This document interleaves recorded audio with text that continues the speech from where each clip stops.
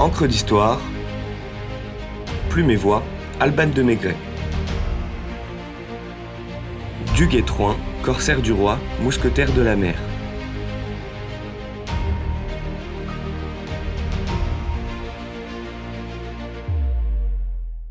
Celui qui pille avec un petit vaisseau se nomme pirate.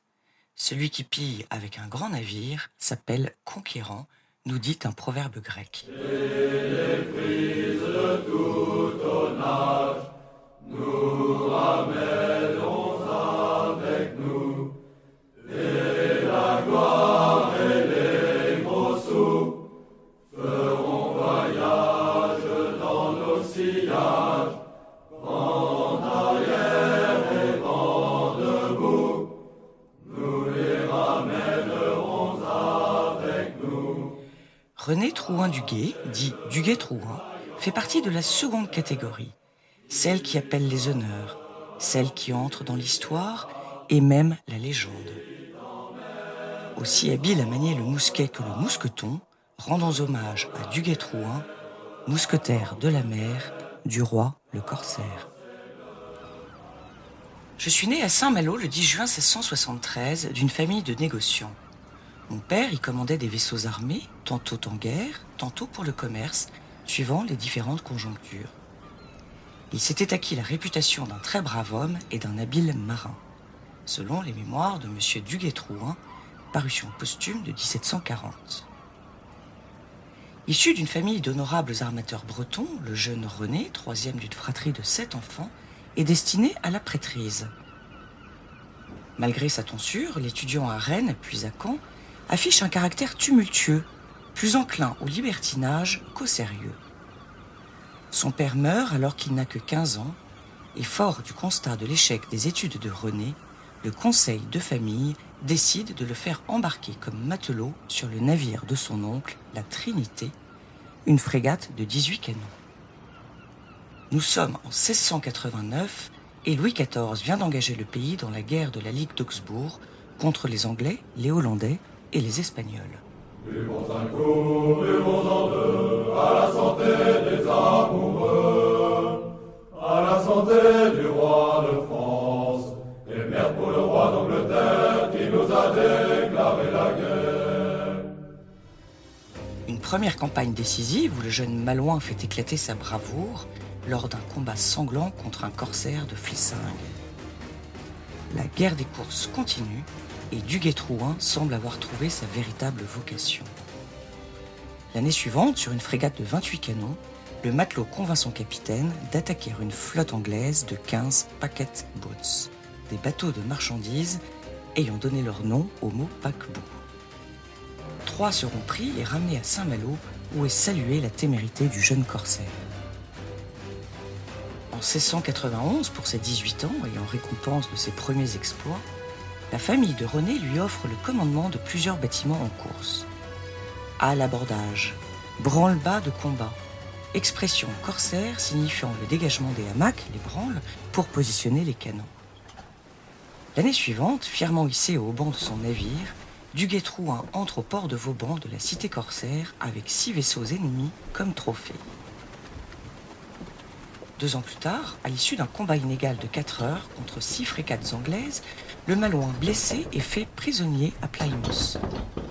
Une jeune Anglaise tombée sous le charme du corsaire, que l'on dit bel homme, lui permet une évasion rocambolesque. Ce sera là son unique défaite.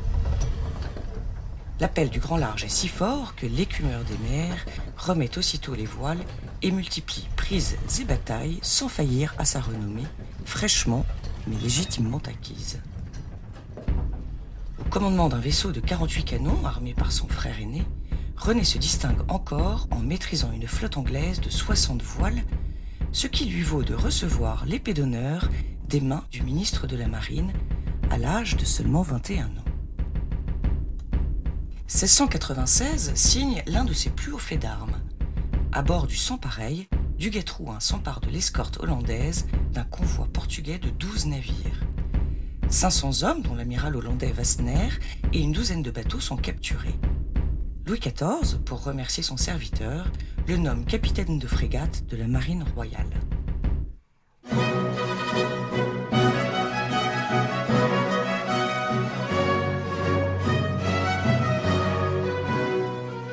distinctions royales sont à la hauteur des prouesses du marin qui manifeste intelligence, finesse, passion, témérité, courage, intrépidité, habileté dans ses actions, tout en restant simple, généreux et fidèle à ses hommes qui lui accordent une confiance aveugle.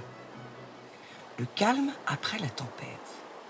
Le conflit s'achève en 1697, avant que ne démarre 4 ans plus tard la guerre de succession d'Espagne, pendant laquelle notre homme brille à nouveau par ses tours de force, dont le plus célèbre est incontestablement la victoire de Rio de Janeiro en 1711.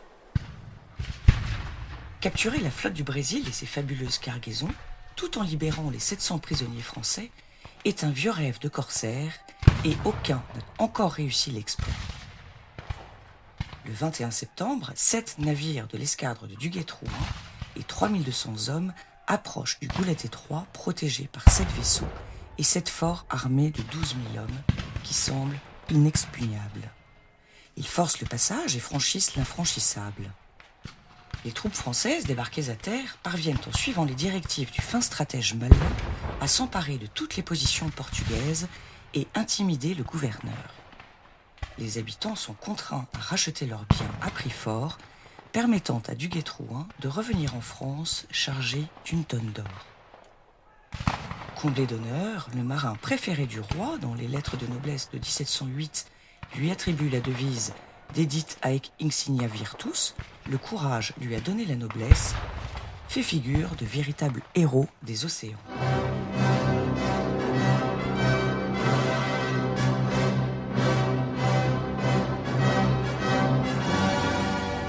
On peut aisément comprendre l'affection du roi pour le corsaire intrépide, car au-delà d'une probable sincère admiration pour son courage, le marin contribue largement à l'enrichissement du royaume.